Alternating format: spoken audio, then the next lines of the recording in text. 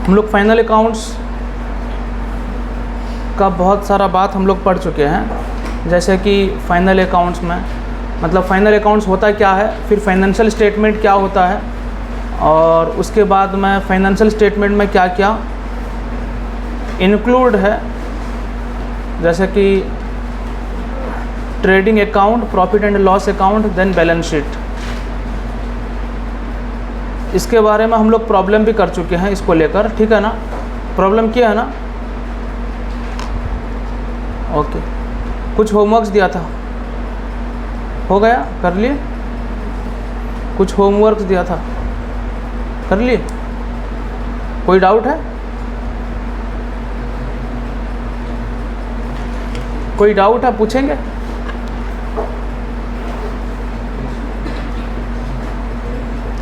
Trial balance में कभी कभी बैंकर्स दिया होगा, एक बैंक लोन और एक बैंकर्स। बैंकर्स मतलब वही बैंक लोन होता है।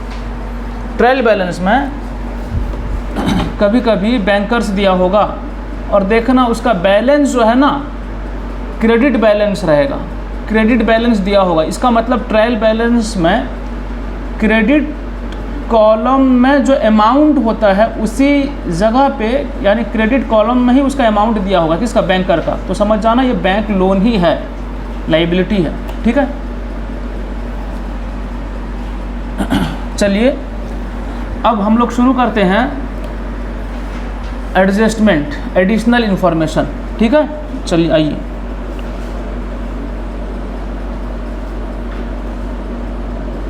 लिखें मेरे साथ साथ, trial balance with adjustment.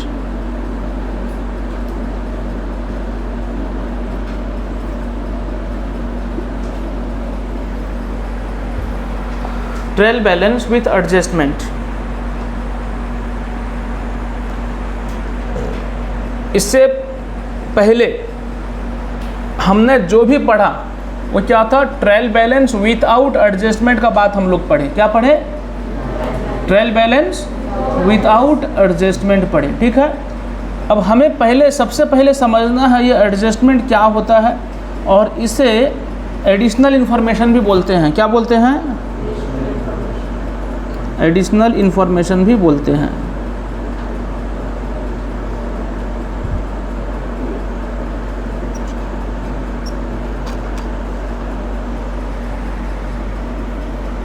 Additional information भी बोलते हैं। चलिए आइए,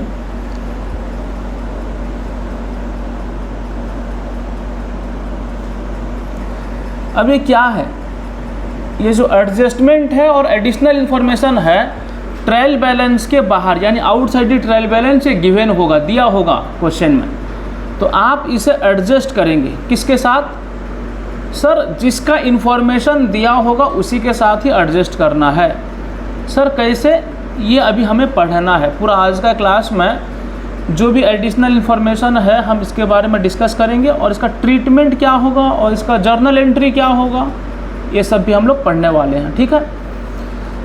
सबसे पहले आप लोग अपना दिमाग इस्तेमाल करेंगे, अपना कॉमन सेंस यूज़ करेंगे कि अगर कुछ एडजस्टमेंट ऐसा दिया है और वो रिकॉर्ड नहीं हुआ है कहाँ पे? ट्रायल बैलेंस के अंदर, और उसका ट्रीटमेंट कैसे करना है, पहले कॉमन सेंस यूज़ करेंगे क्या होना चाहिए, फिर उसके बाद हम उसके बारे में लिखेंगे डिटेल्स में, ठीक है।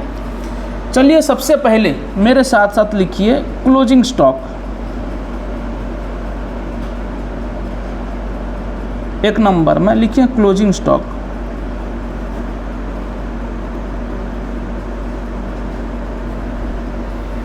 लिखिए unsold stock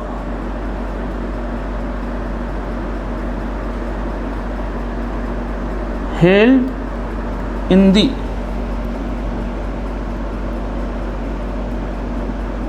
business at the end of the financial year.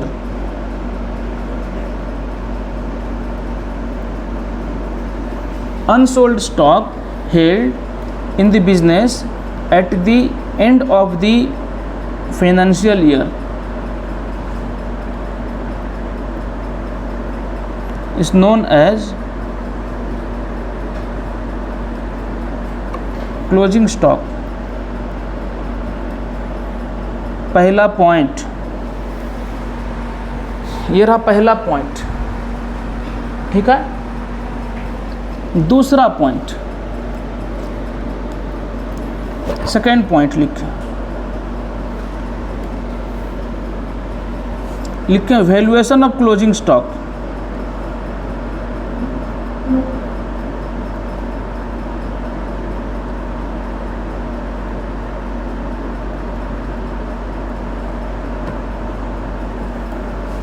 Valuation of closing stock,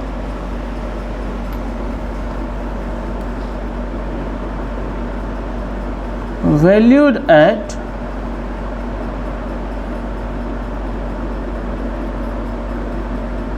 cost price or net realizable value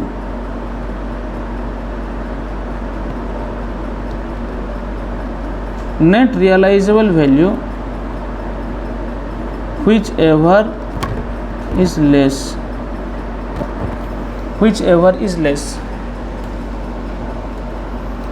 valuation of closing stock. Closing stock value कैसे होगा?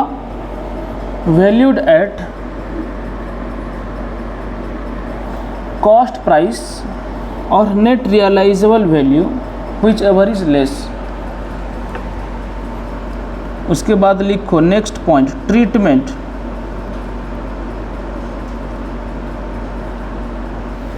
Treatment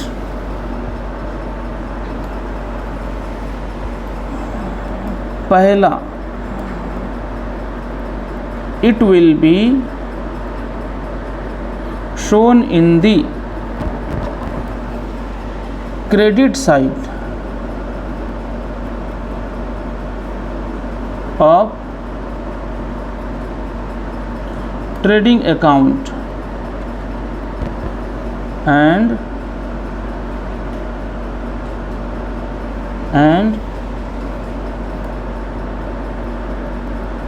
will be shown in the asset side of the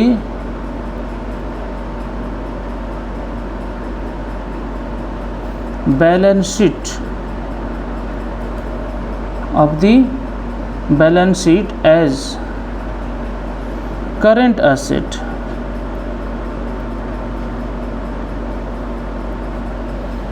treatment, क्या treatment है? Treatment number 1 क्या treatment है? It will be shown in the credit side of trading account and will be shown in the asset side of the balance sheet as current asset। आपका exam में आएगा current asset का example दीजिए, तो क्या देंगे? Stock, closing stock. अच्छा, ऐसा एग्जाम में आएगा closing stock is a dash, option दिया होगा fixed tangible asset, fixed intangible asset, current asset, उसके बाद में दिया होगा लिक्विड एसेट। क्या होगा?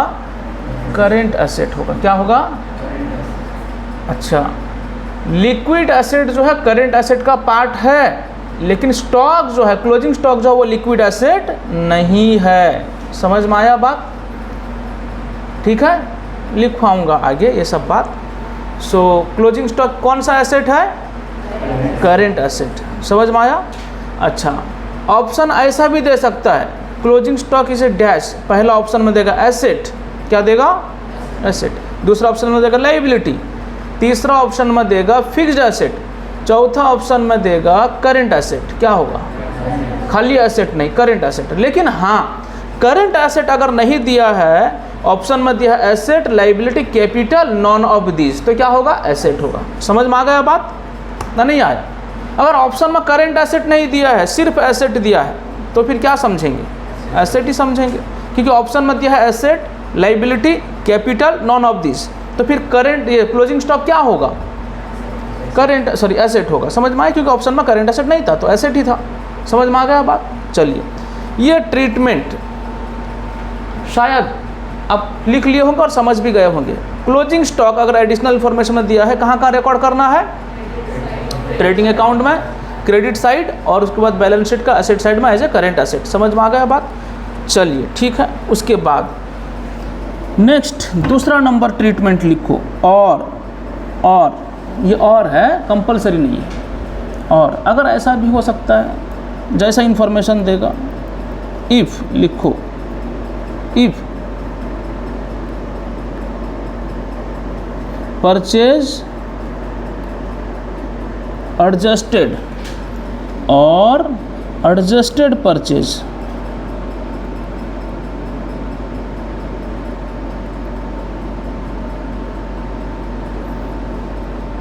will be given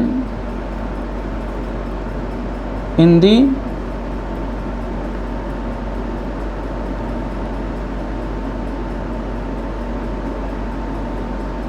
trial balance if purchase adjusted or adjusted purchase will be given in the trial balance,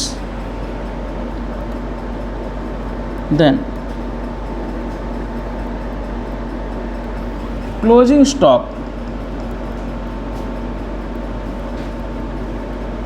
will be shown in the asset side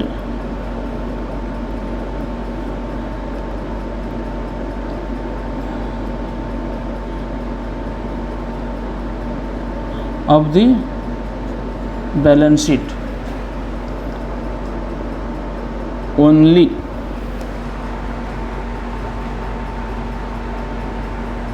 And in this case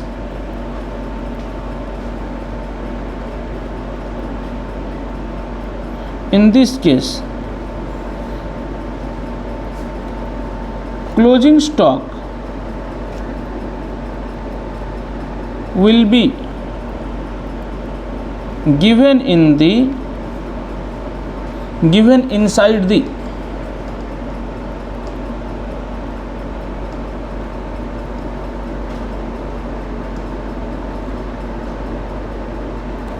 trial balance, inside the trial balance. Star mark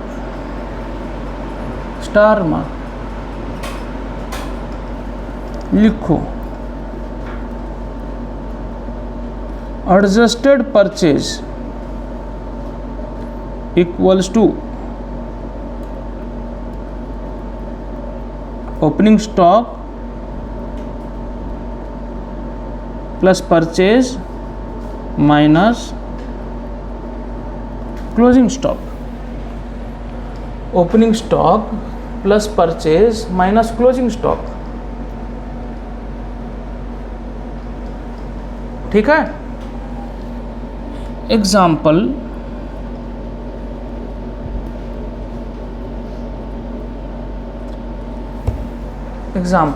देखिए बच्चे,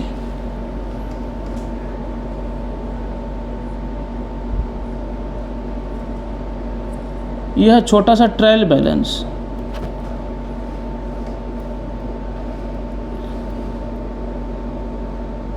adjusted purchase दिया 50,000 और closing stock दिया 10,000। ऐसा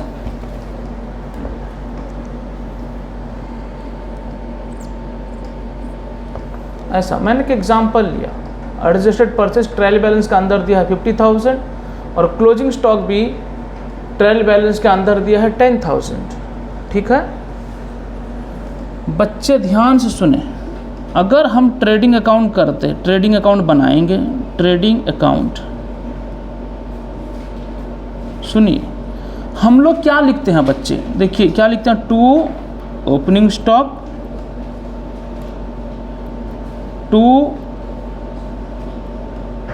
purchase by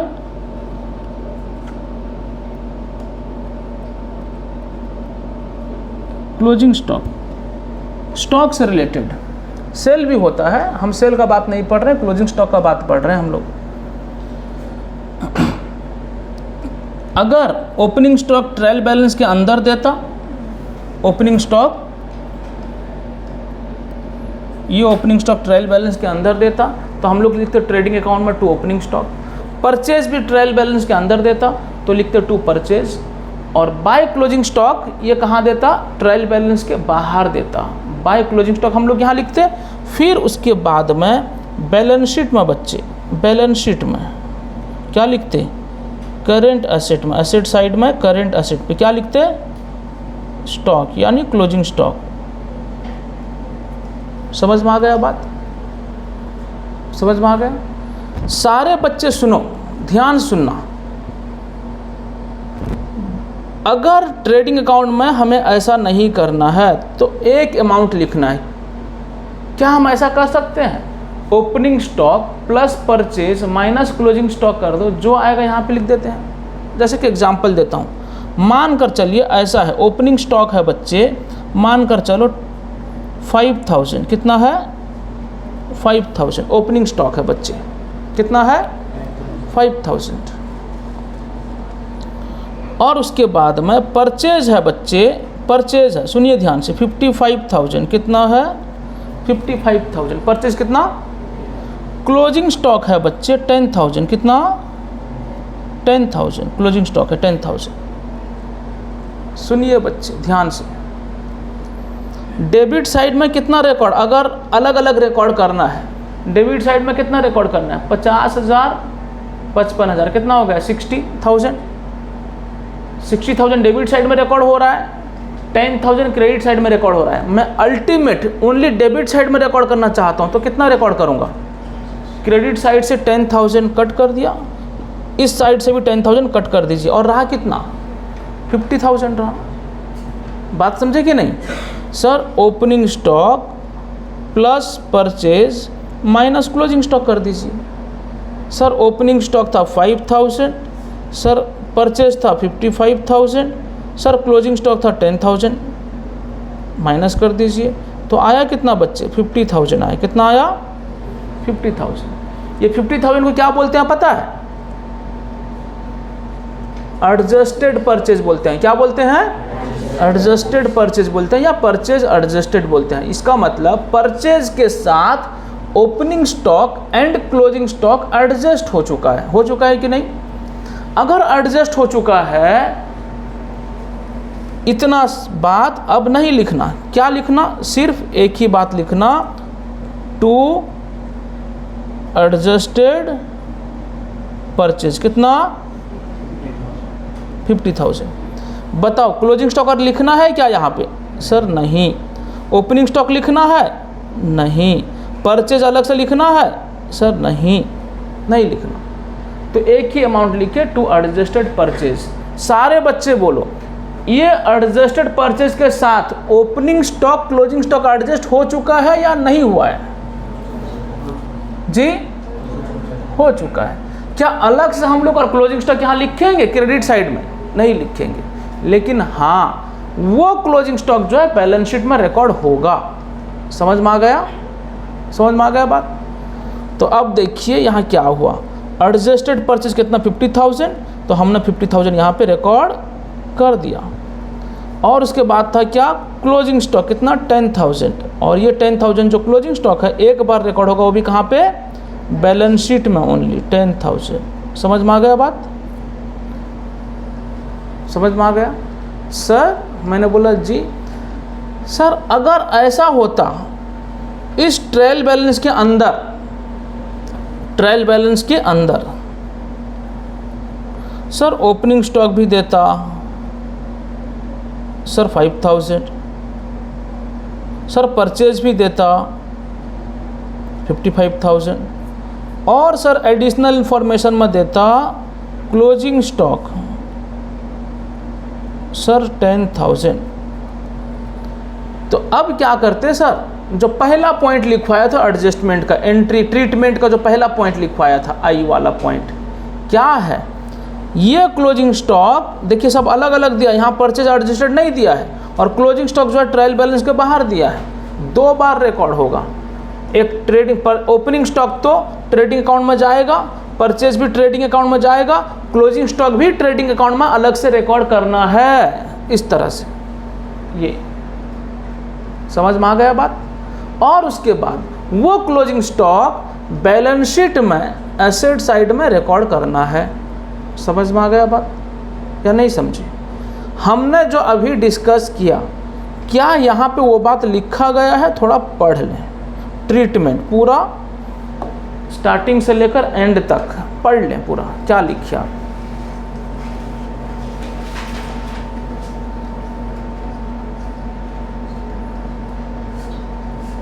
अगर समझ में नहीं आ रहा है तो बोलें, पूछें इसका मतलब क्या है और एक बार बताइए।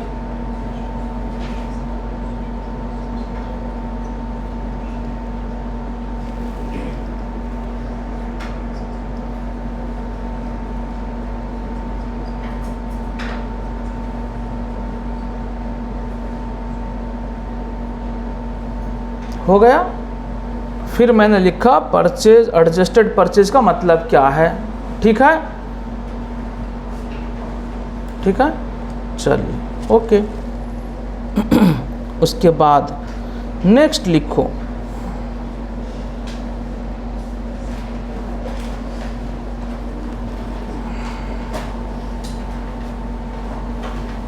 लिखो जर्नल एंट्री।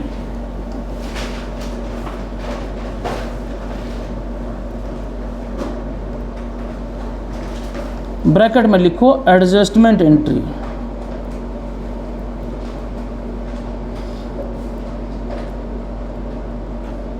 लिखो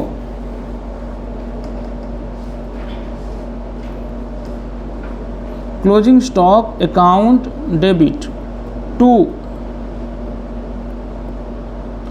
trading account being adjustment entry passed, being adjustment entry passed।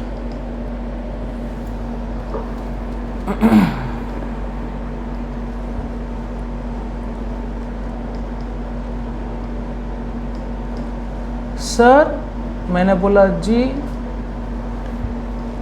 Sir अगर एडिशनल इंफॉर्मेशन में कहाँ पे,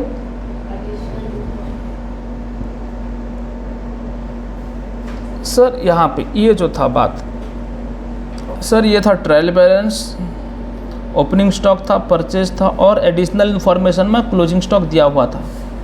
कितना था? 10,000। ऐसा देता 10,000, ये जो है क्या है?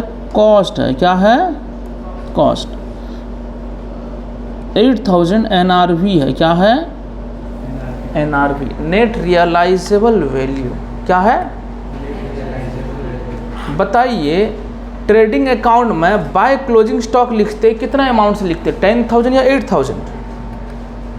दो अमाउंट दे दिया यहाँ पे, एक दिया क्लोजिंग स्टॉक 10,000 दिया, वो है कॉस्ट, और एक दिया 8,000, यह है NRV, net realisable value.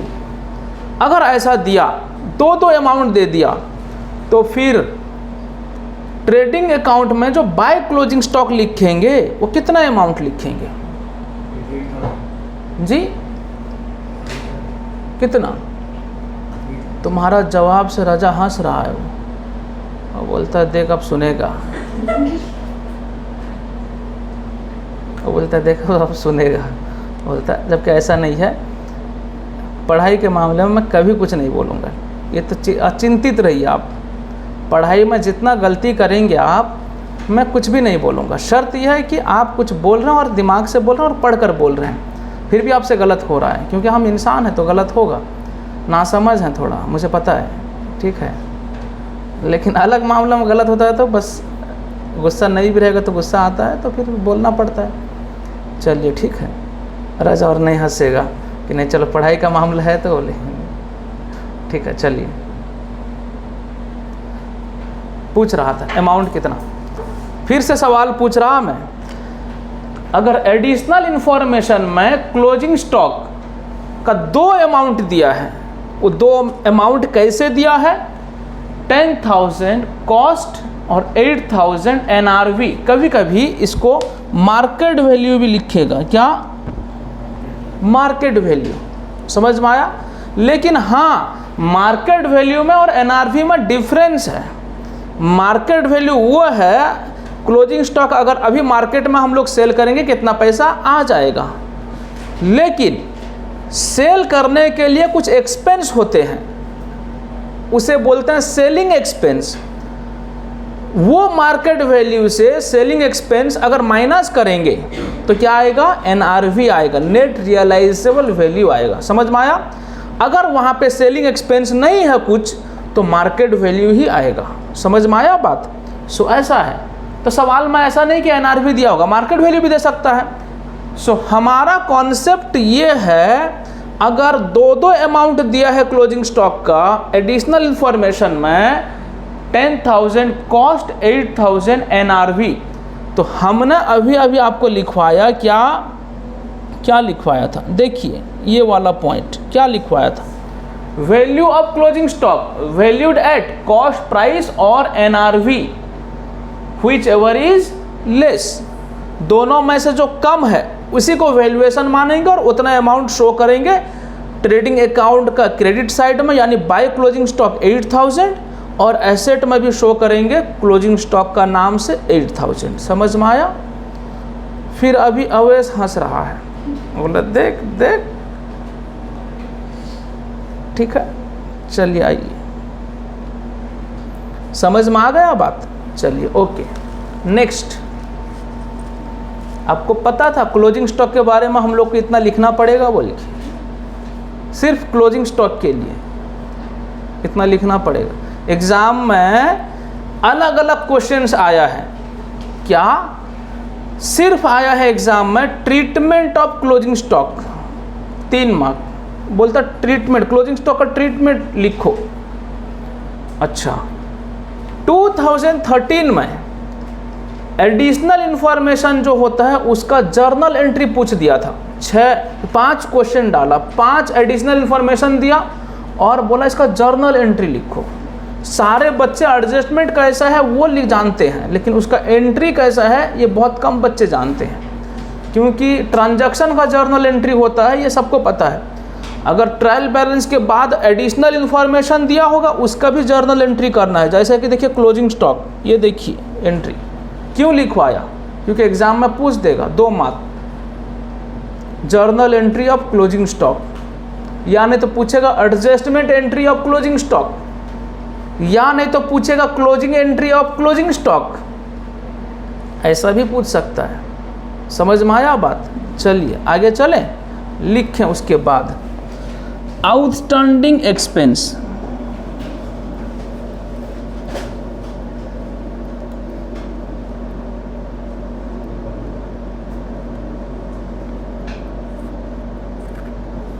Outstanding expense, ये 2 नंबर एडिशनल इंफॉर्मेशन का बात मैं आपको पढ़ा रहा, कई बार एग्जाम में आया है। आउटस्टैंडिंग एक्सपेंस किसे बोलते हैं, आउटस्टैंडिंग एक्सपेंस का ट्रीटमेंट क्या है, आउटस्टैंडिंग एक्सपेंस का एंट्री क्या होगा, कई बार आया है एग्जाम में। ठीक है, चलिए लिखो बच्चे, the expenses which is due but not yet paid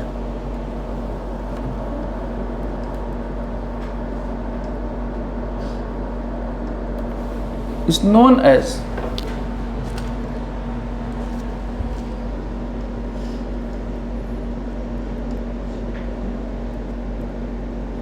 outstanding expense, is known as, जी क्या हुआ,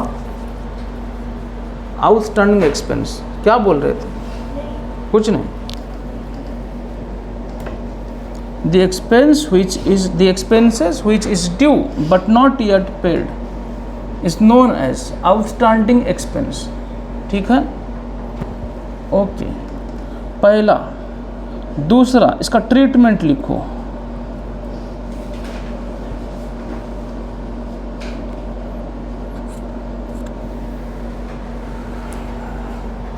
सारे बच्चे मुझे बताओ, फिर से मैं आपको एक जाल में फंसा रहा। क्लोजिंग स्टॉक अगर ट्रायल बैलेंस के अंदर दिया होगा, कहाँ पे रिकॉर्ड होगा? क्लोजिंग स्टॉक का बात पूछ रहा।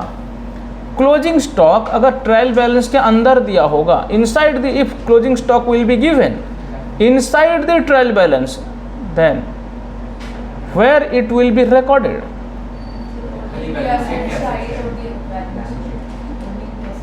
जी, only asset side of the balance sheet as a current asset. Very good.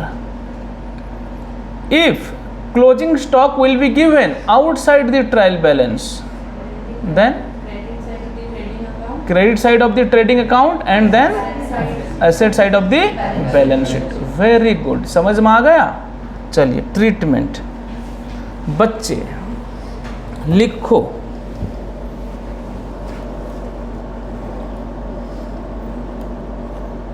It will be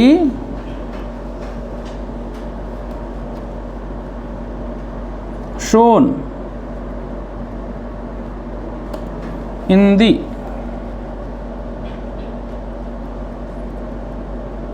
debit side of trading account or profit and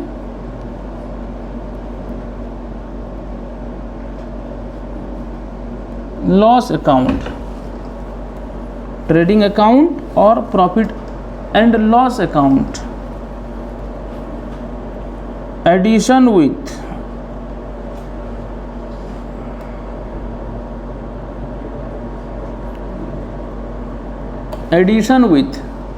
particular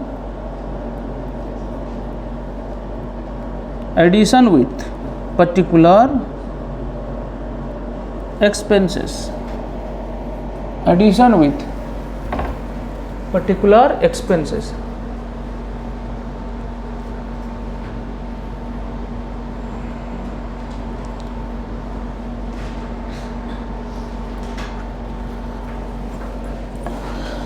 उसके बाद ट्रीटमेंट का दूसरा, it will be shown in the liability side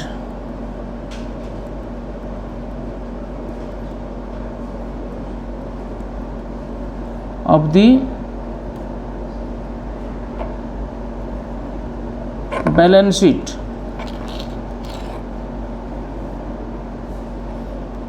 as a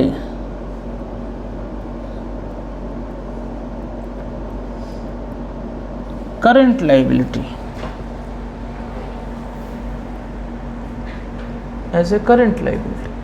सारे बच्चे बोलो, ये जो हम लोग आउटस्टैंडिंग एक्सपेंस के बारे में हमने लिखा, ये जो आउटस्टैंडिंग एक्सपेंस के का मीनिंग एंड ट्रीटमेंट लिखे, ये कौन सा आउटस्टैंडिंग एक्सपेंस? एडिशनल इंफॉर्मेशन वाला या इनसाइड द ट्रायल बैलेंस वाला? एडिशनल इंफॉर्मेशन वाला। समझ में आया बात? हाँ सर, अगर एडिशनल इंफॉर्मेशन में आउटस्टैंडिंग एक्सपेंस दिया है तो उसका मीनिंग, मतलब आउटस्टैंडिंग एक्सपेंस का मीनिंग तो बराबर है, लेकिन उसका ट्रीटमेंट जो हम लोग लिखे वो क्या है? अगर आउटस्टैंडिंग एक्सपेंस ट्रायल बैलेंस के बाहर दिया होगा, उसका ट्रीटमेंट क्या होगा हमने लिखा। ठीक है, क्या लिखे सर? अगर कोई आउटस्टैंडिंग एक्सपेंस है और वो ट्रायल बैलेंस में रिकॉर्ड नहीं हुआ था, उसका इन्फॉर्मेशन जो है वो एडिशनल इन्फॉर्मेशन में दिया है या एडजस्टमेंट करने के लिए दिया है, तो उसका ट्रीटमेंट क्या होगा? तो वो जो आउटस्टैंडिंग एक्सपेंस है तो जो एक्सपेंस का आउटस्टैंडिंग एक्सपेंस है उसके साथ ऐड करेंगे, और रिकॉर्ड कहाँ पे करेंगे? ट्रेडिंग अकाउंट में रिकॉर्ड करेंगे, या नहीं तो प्रॉफिट एंड लॉस अकाउंट में रिकॉर्ड करेंगे। कैसे? जो एक्सपेंस था उसका जो आउटस्टैंडिंग एक्सपेंस है, वो आउटस्टैंडिंग एक्सपेंस उसका ओरिजिनल एक्सपेंस के साथ ऐड करेंगे, ऐड करके रिकॉर्ड करेंगे। समझ में आया बात? और वो आउटस्टैंडिंग एक्सपेंस जो है बैलेंस शीट में रिकॉर्ड करेंगे। कहाँ रिकॉर्ड करेंगे? कहाँ पे? लायबिलिटी साइड में। लिखो example,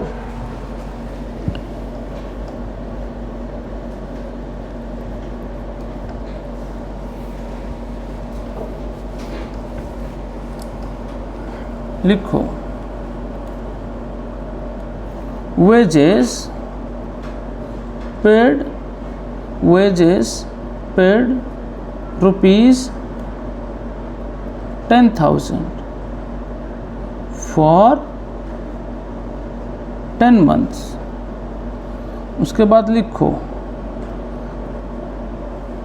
salary paid rupees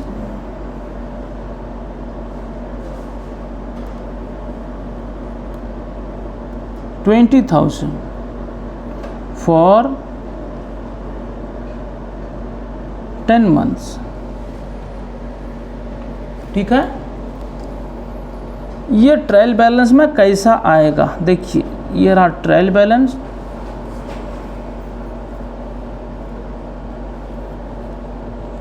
wages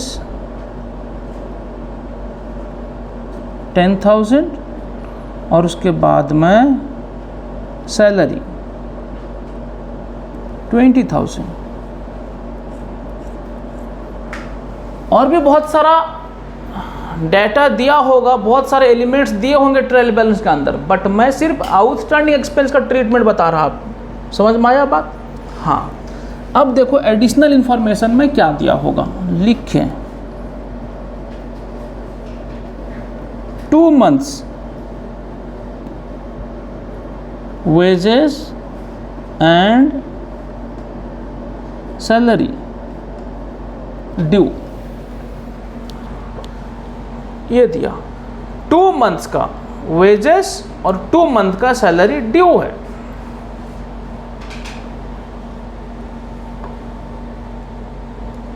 ये रहा ट्रांजैक्शन, इसका एंट्री जर्नल एंट्री, और इसका लेजर होने के बाद जो ट्रायल बैलेंस में दिखेगा, इतना ट्रांजैक्शन के लिए जो ट्रायल बैलेंस में दिया होगा वो रहा ये। वेजेस कितना 10,000, सैलरी कितना 20,000, ट्रायल बैलेंस में इतना ही आएगा। उसके बाद एडिशनल इंफॉर्मेशन में दिया 2 months wages and salary due. Due का मतलब पेंडिंग, बाकी है, आउटस्टैंडिंग, एरियर भी हो सकता है। क्या हो सकता है? अच्छा मैं लिख दूं एरियर, ये भी हो सकता है। आउटस्टैंडिंग एक्सपेंस का अलग अलग नाम भी दे सकता है, हो सकता है एरियर, हो सकता है ड्यू। समझ में आया बात? ओके, अब इसका ट्रीटमेंट कैसे करेंगे देखिए। सारे बच्चे बताइए, ये जो 10,000 है ये कितना महीने का है? कैसे पता चला? कैसे पता चला? 10 months का है, कैसे पता चला आपको? बच्चे बोले wages paid rupees 10,000 for 10 month। ये आपका जानकारी के लिए मैं बोला था, ये सवाल में थोड़ी दिया होगा, सवाल सिर्फ इतना दिया होगा। ये रहा सवाल। अब कैसे पता चलेगा बताइए? ये रहा सवाल, ऊपर जो दिया था 2, वो आपका फाइनल अकाउंट्स में कभी नहीं देगा, वो तो जर्नल से पहले दिया होगा, जो फर्स्ट ईयर में आपने पढ़ लिया। अब सेकेंड ईयर में अभी जो पढ़ना है ये दिया है। इससे ये वेजेस 10,000, ये 10 month का कैसे पता चला आपको? नालायक को, यहाँ लिखा है 2 months wages and salary due, इसका मतलब ये 10 months का है। ओह, समझ में आया नहीं आया? हाँ समझ में आया। सारे बच्चों को समझ में नहीं आया, फिर से बताता हूँ। बच्चे भूल गए, अकाउंटिंग पीरियड कॉन्सेप्ट भूल गए बच्चे। अकाउंटिंग जो होता है 1 साल का होता है, फाइनेंशियल स्टेटमेंट 12 months के बाद बनता है। एक साल का मतलब क्या होता है? 12 month. Out of 12 month 2 months wages and salary is pending due but not yet paid till now। जब फाइनेंशियल स्टेटमेंट बन रहा था तब 2 months का वेजेस एंड 2 months का सैलरी पे नहीं हुआ है। इसका मतलब ट्रायल बैलेंस के जो अंदर दिया गया है वो पे हो चुका है। तो कितना मंथ का पे हो चुका है? 10 months का पे हो चुका है। समझ में आया बात? हाँ, देखे एग्जाम्पल लेने का मकसद क्या था मेरा, समझ में आया नहीं आया? आया। तो सारे बच्चे बताओ, यहाँ अमाउंट नहीं दिया है, वेजेस कितना आउटस्टैंडिंग है, सैलरी कितना आउटस्टैंडिंग है, दिया है क्या अमाउंट? बोला 2 months का दिया हुआ है। कितना मंथ्स का दिया हुआ है? 2 months का दिया हुआ है। तो सारे बच्चे बताओ कितना वेजेस और कितना सैलरी आउटस्टैंडिंग है जो पे हुआ नहीं, पे करना है? कितना?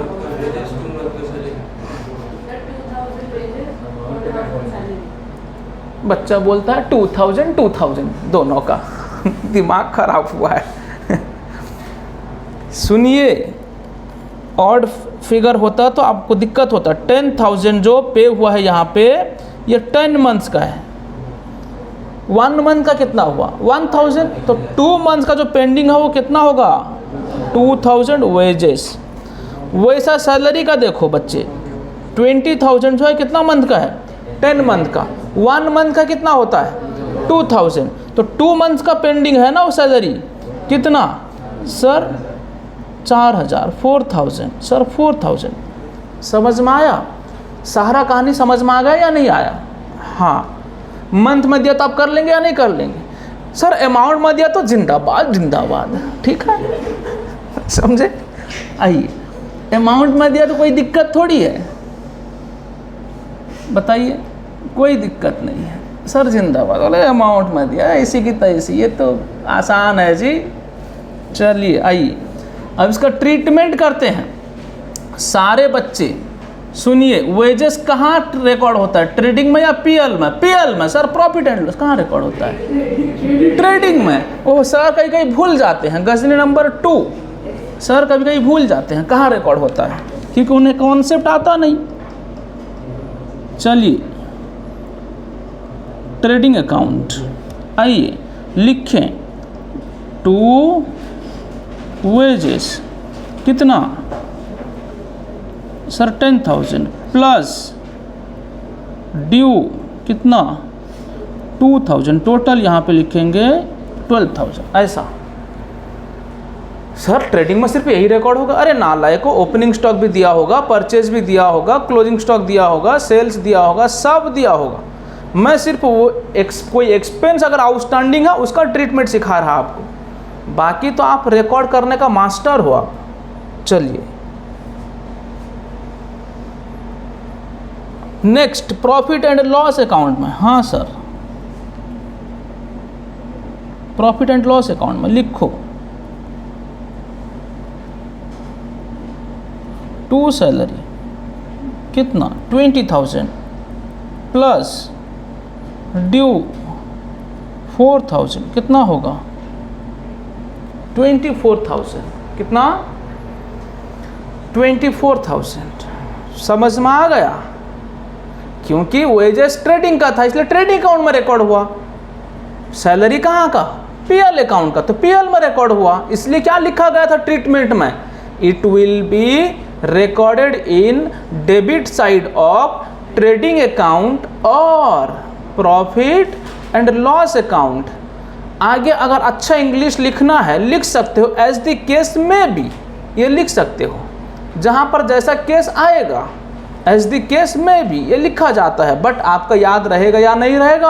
आपको लगेगा सर बड़ा तकलीफ वाला थ्योरी लिखवा रहे हैं, तो इसलिए मैंने नहीं लिखा। इतना लिखेंगे तो भी चलेगा।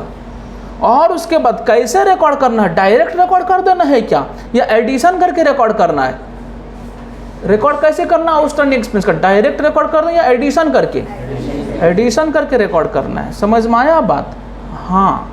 चलिए बच्चे अब सुनिए ध्यान से, मैंने यहाँ पे ट्रेडिंग अकाउंट और प्रॉफिट एंड लॉस अकाउंट लिखवाया कि नहीं? अगर आपने गलती से लिखा ऐसा, it will be shown in the debit side of trading account and यहाँ पे एंड लिख दिया प्रॉफिट एंड लॉस अकाउंट। सही होगा या गलत होगा? गलत होगा। इसका मतलब आउटस्टैंडिंग वेजेस मान लो दिया, मतलब आपको ट्रेडिंग में भी रिकॉर्ड करना एंड उसके साथ साथ, एंड का मतलब पूरा साथ, अलग नहीं। और का मतलब साथ भी हो सकता है, अलग भी हो सकता है। एंड का मतलब साथ। समझ में आया कि नहीं? चलिए, हम पहले के ज़माने में बोला करते थे हम साथ साथ हैं, हम ऐसा नहीं बोलेंगे, हम एंड हैं। समझ में आया?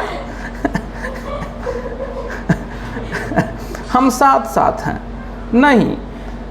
अभी जो मूवी आएगा वो एक ज़माना पहले आया था, हम साथ साथ हैं, हम आपके हैं कौन, समझे?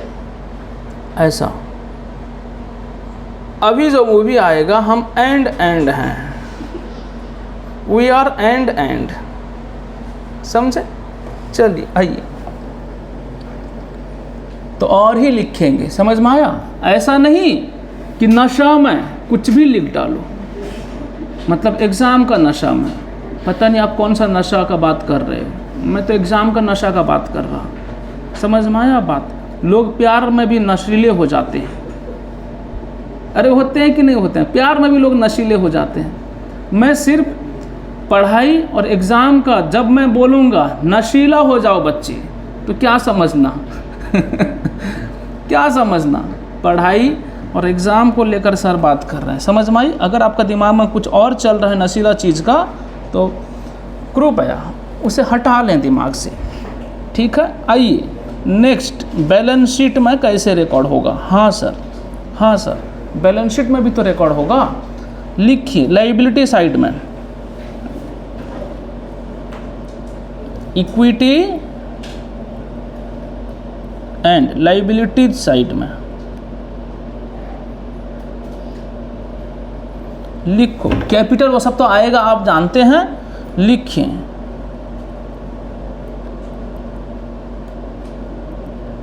आउटस्टैंडिंग वेजेस एंड सैलरी कितना? डायरेक्ट लिखना 2000 अमाउंट कॉलम में, 4000 डायरेक्ट अमाउंट कॉलम में। हो गया बैलेंस शीट में।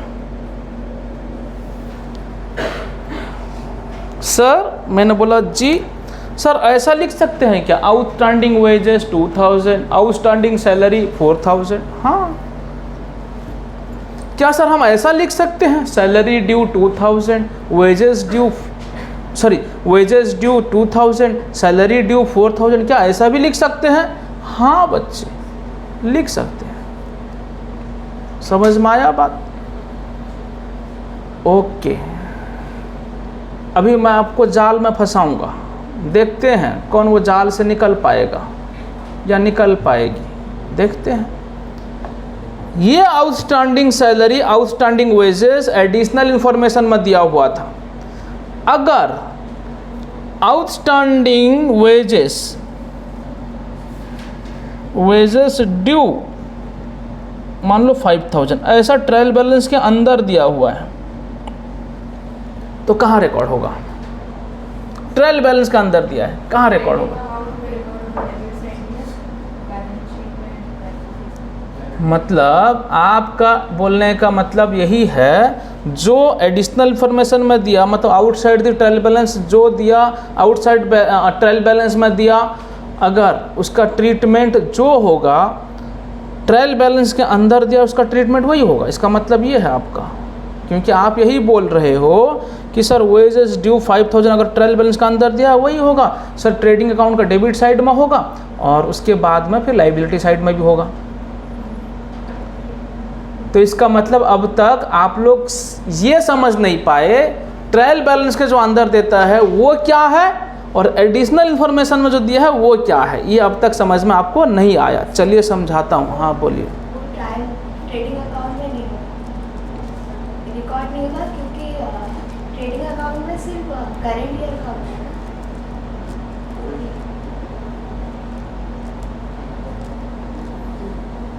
ये शायद पास्ट ईयर का था नहीं,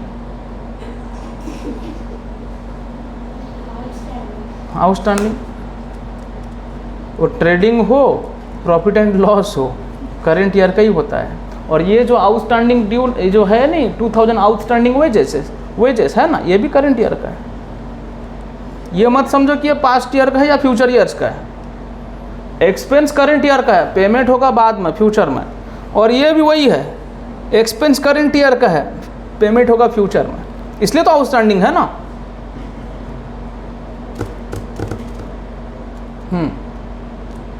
आपका रीज़न गलत। आप कल ट्रीटमेंट बताओ तो देखते हैं, सिर्फ ट्रीटमेंट बताओ आप, कारण मत बताइए, ट्रीटमेंट बताइए क्या होगा, सिर्फ कहाँ रिकॉर्ड होगा बता दीजिए।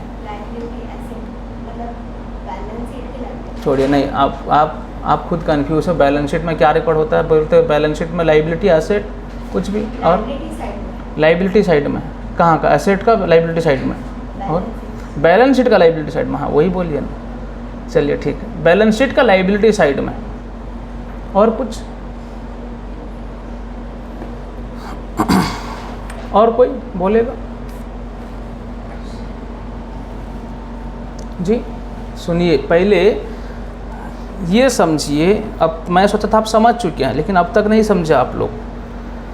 ट्रायल बैलेंस में वही चीज़ रिकॉर्ड हुआ है जिसका जर्नल एंट्री हो चुका है, जिसका लेजर हो चुका है, और वो ट्रायल बैलेंस में आया है। जिसका जर्नल नहीं हुआ है, लेजर नहीं हुआ है, वो ट्रायल बैलेंस में नहीं आया। वो कहाँ पे दिया?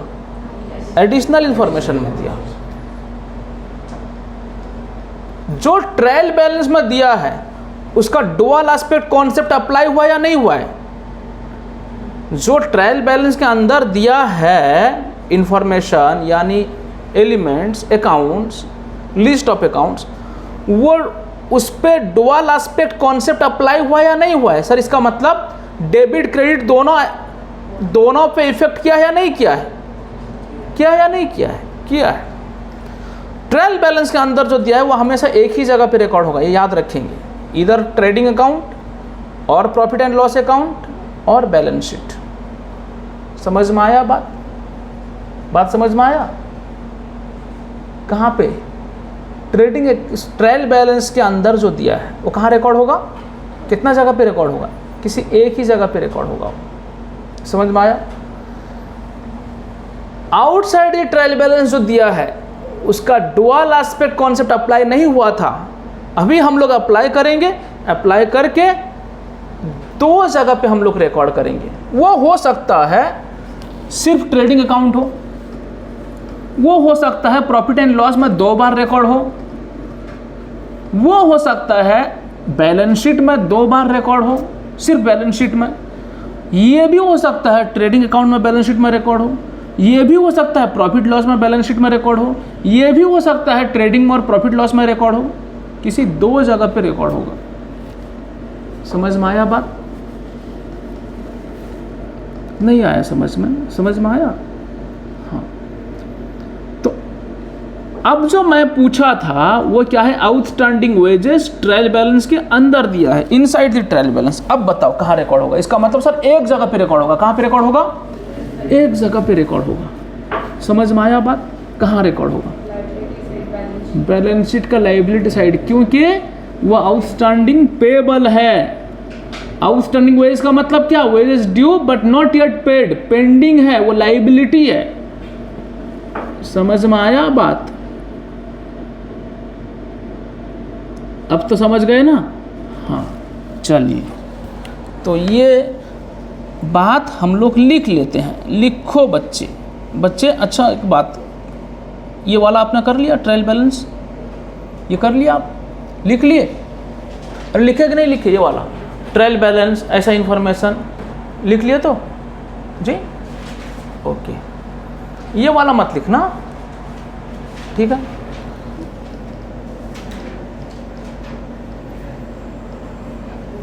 बाकी लिख लिए। Trading account, PL account, balance sheet बना लिए जी? चलिए ठीक है, लिख ले एक point. If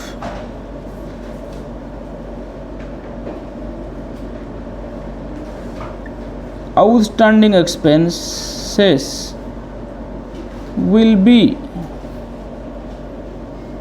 given inside the trial balance, then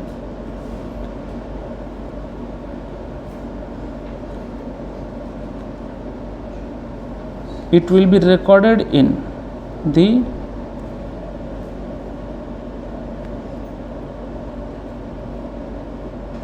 liability side of the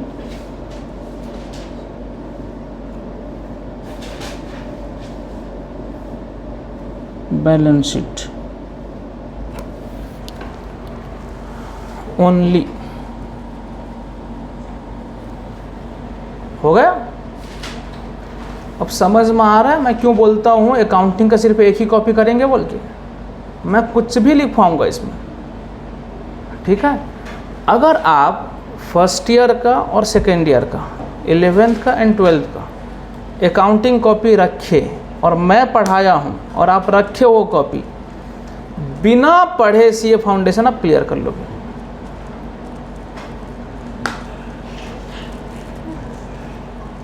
दोबारा से बिना कोचिंग अकाउंटिंग का बात कर रहा हूँ, समझे?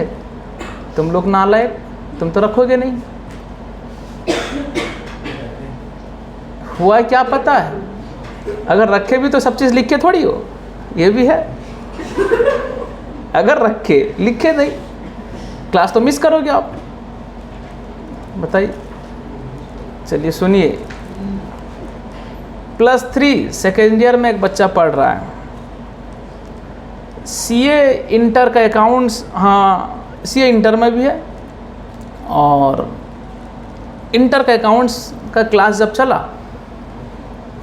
तो एक डाउट पूछा, वो बेसिक कॉन्सेप्ट का डाउट पूछा, मतलब डाउट ऐसा पूछ रहा है वो फंडामेंटल डाउट है।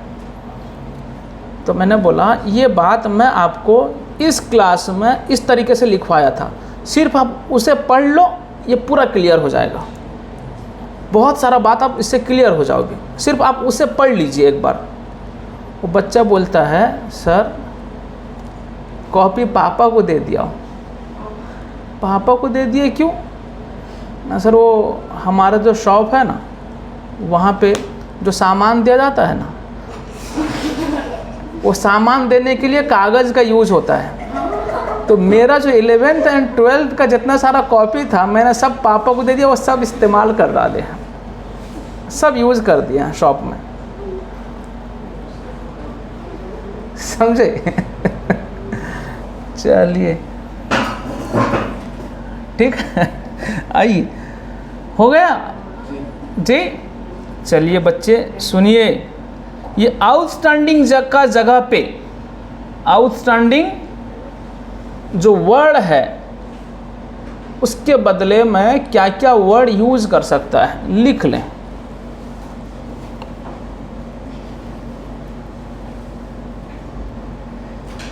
Outstanding oblique due oblique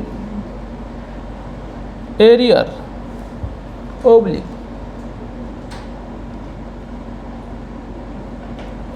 acrid,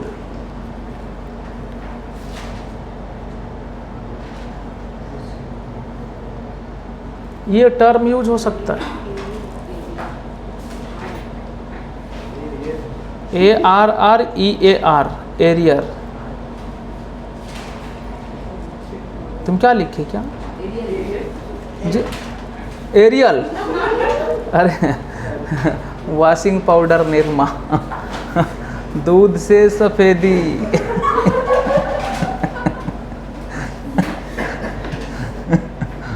चलिए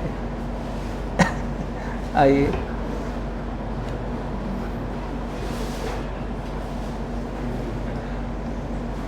हंसते क्यों हो? अवैस ज़्यादा हंसता है, उसको देखकर रजा हंसता है, फिर रजा जब हंसता है तो अवैस हंसता है। ठीक है, ऐसा।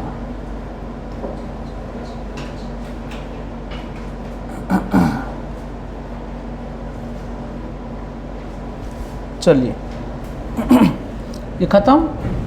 नेक्स्ट लिखो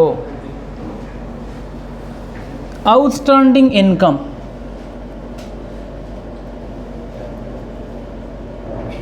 तीन नंबर,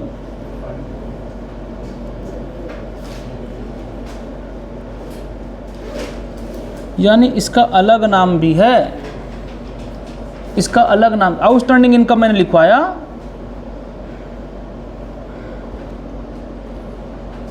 आउटस्टैंडिंग एक्सपेंस था, क्या था? Expense due but not yet paid. वैसे आउटस्टैंडिंग इनकम क्या है? Income due but not yet received. नालायक लोग बोलते हैं paid. Income due but not yet paid. अरे यार क्या करते हो आप लोग?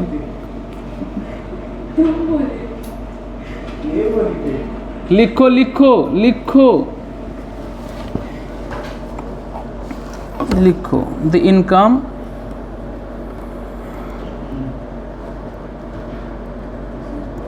which is due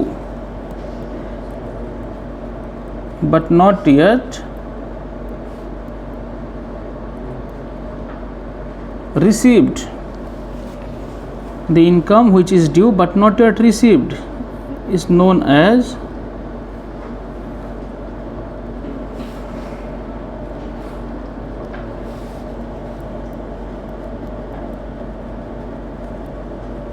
outstanding income. लिखो it is otherwise known as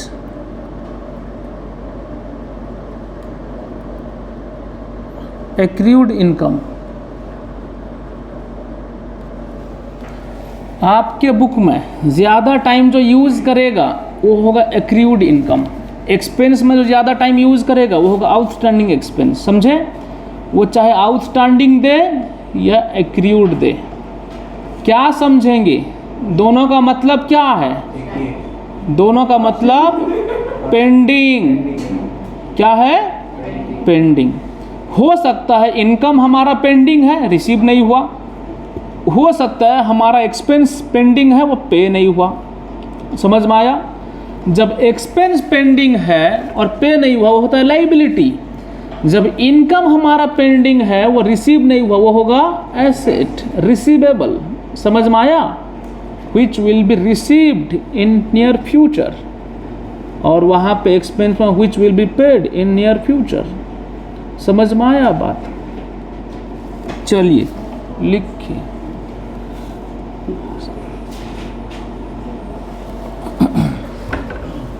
लिख treatment.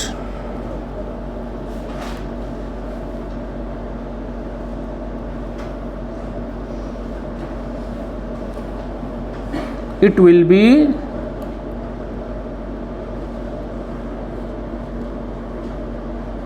shown in the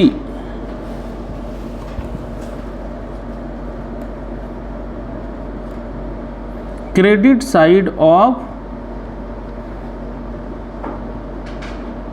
profit and loss account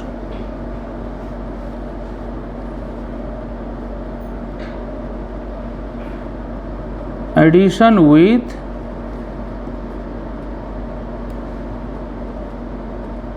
particular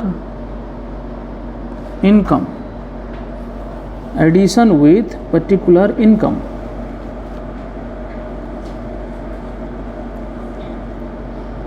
addition with particular income. उसके बाद लिखो it will be shown in the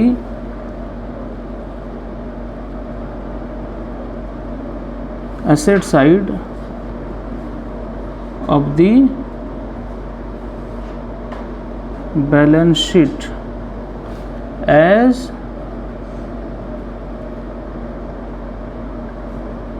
current asset।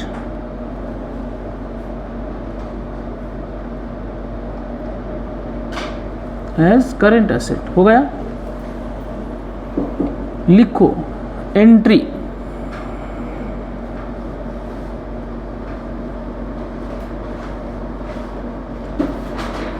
हमने outstanding expense का entry नहीं लिखा है, लिखे हैं क्या? नहीं लिखे, आउटस्टैंडिंग एक्सपेंस का एंट्री नहीं लिखे जी, क्या बोल रहे हैं? मैं मना कर रहा हूँ नहीं लिखो, बोलता है लिखे।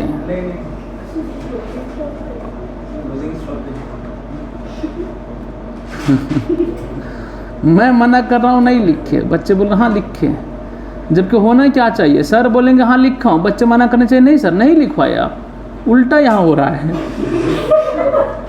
यहाँ उल्टा है। चलिए आइए लिखिए,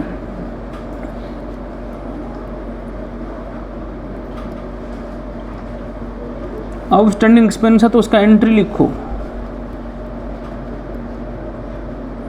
expenses account debit to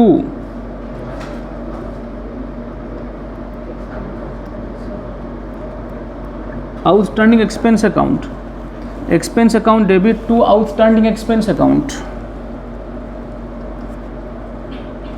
narration लिखना, बीइंग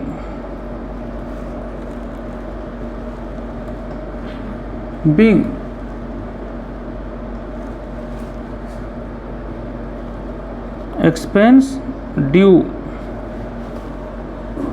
खत्म। उसके बाद साइड में लिखें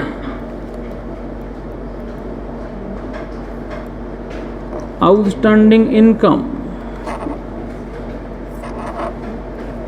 लिखें accrued income account debit to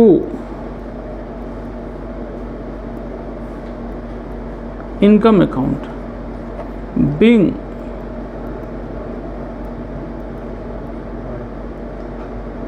income due. ये दोनों सवाल भी पूछा गया था 2013 में, ये दोनों क्वेश्चन भी पूछा गया था। Journal entry of closing stock, journal entry of outstanding expense, outstanding expense तो नहीं दिया था, आउटस्टैंडिंग रेंट, समझे? और एक्रूड इनकम का भी दिया गया था। इसका एंट्री सिर्फ एंट्री लिखो, 5 आया था, 5 एंट्रीज लिखो और 10 मार्क्स ले जाओ। कितना मार्क्स ले जाओ? 10 मार्क्स, समझे? एक एंट्री का 2 मार्क्स हो गया। चलो उसके बाद नेक्स्ट लिखो प्रीपेड एक्सपेंस।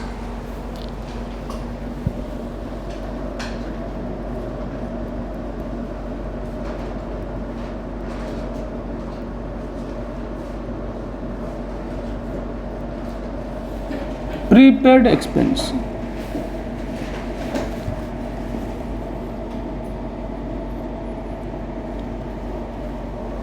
दो मिनट का ब्रेक देता हूं, उसके बाद पढ़ेंगे, ठीक है? बंद करो।